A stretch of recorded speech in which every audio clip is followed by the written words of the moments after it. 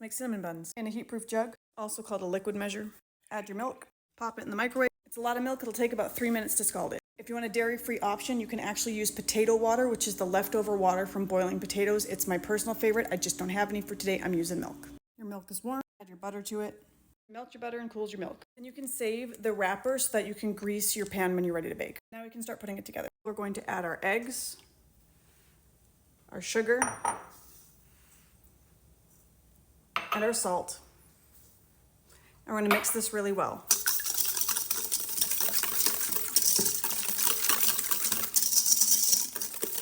Until it's nice and combined. And then we're also going to add in our oil. There we go. And again, mix it really well.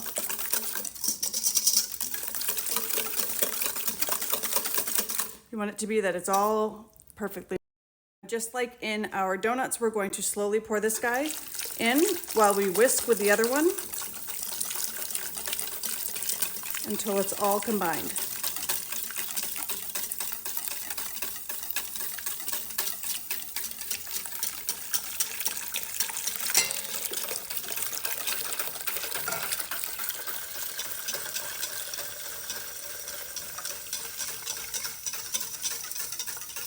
Awesome. So you can see that the margarine has completely, or was butter actually, can be completely melted, and we are ready for the next part, which is to add in our yeast. I'm making a really big batch today. I'm going to give you the measurements for both the full and for the half batch. So here you go, you just mix this in together. This is now going to activate. The salt that we put in will not kill the yeast. We're going to cover this up and let it set for, or activate rather, for 5 to 10 minutes. This is considered an enriched dough. That just means that it's got all of that extra stuff, the eggs, the milk, the sugar in it, to really help it have a good flavor and help it to rise really well. This is after 5 minutes, and this is after 10 minutes. Got a little closer so you can see just how fluffy and bubbly that has gotten. So we're gonna give this a quick whisk, just to make sure it's all mixed together again, and then we're going to start adding in our flour. And we're going to whisk it together until it turns into a nice thick paste. Like this. I'm going to give you the measurements for the flour. Technically, the recipe just says add flour. I will give you a more specific amount. But for now, I'm just going to keep adding until it gets to just to the point where I don't want to do this with a whisk anymore, until it's too thick. And then we'll just move to a wooden spoon to do the rest. And again, remember, I'm doing what would be considered a double batch compared to what most people would do. This will end up making around 24 cinnamon buns, which is a lot. Yeah, see, this is going to be the point where I'm going to want to stop using the whisk because it can do damage to the whisk and I really don't need to do that. So we'll grab a spatula and just scrape this out. And then I'll move over to using a wooden spoon. Here we go. And you can trying to show you as much real time as I can. That'll be good enough. And we'll add, the wooden spoon is just a little stronger than even say a spatula, so this will give you a little more ability to scoop in there and get to the bottom and move it around. This is not quite, we still want it to be a little bit thicker than this. This is going to be, again, another wet, sticky dough. You don't want it to completely hold itself together. You want it to cling to your hands while still forming a good dough. This is almost ready, to be honest. The less flour, the better, and the less you mess with it, the better, because that will just give you that light, airy dough that we're looking for.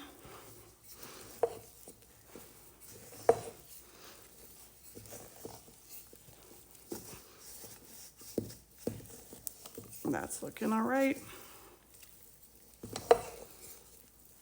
Might do just a little, maybe just a little more. And then mix that in one more time.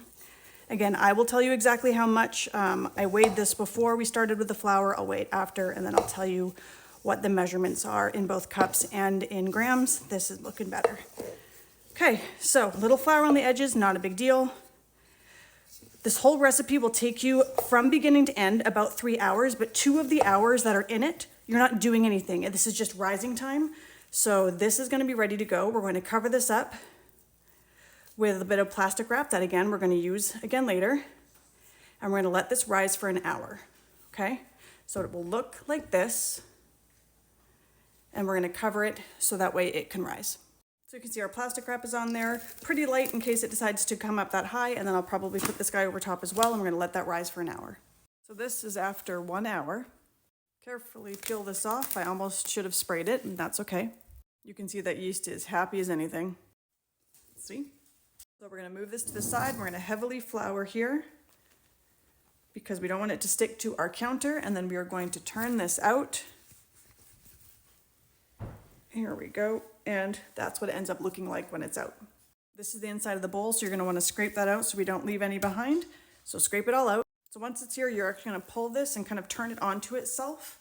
So that way you seal in all those beautiful little bubbles that we've made, like this. We're not even gonna need it. You can see this looks beautiful, just like this. It's come together, and we're gonna put it into an oiled bowl. So there is our bowl. We're gonna grab this, plop it inside like here. You can see, big guy.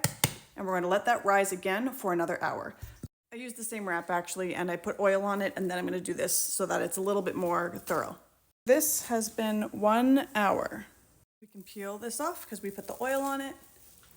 And our favorite, punch it down.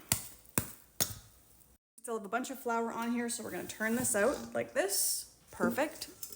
And again, we're not going to need it. We're just going to cut it in half.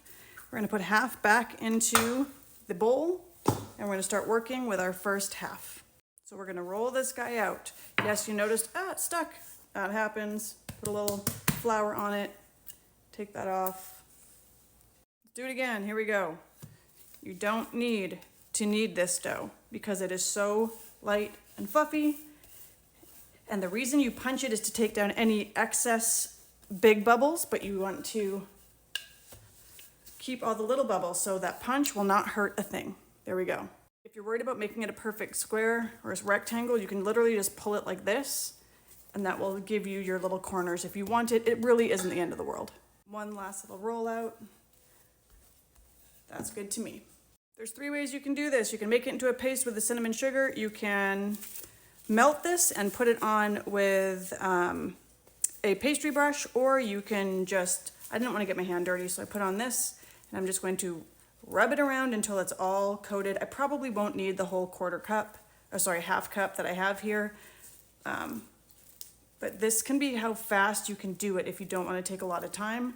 And then any excess butter that you have, you can just save for the next amount that we're going to do. Just make sure to get it to all of the outer edges. That was probably the sloppiest I've ever done that, but it just shows it doesn't have to look perfect. You just want to get butter over the whole thing. Awesome. I had this much left. Completely coat with cinnamon until you cannot see anything other than the cinnamon all over it. This is just used for tea, and I like to use it for cinnamon.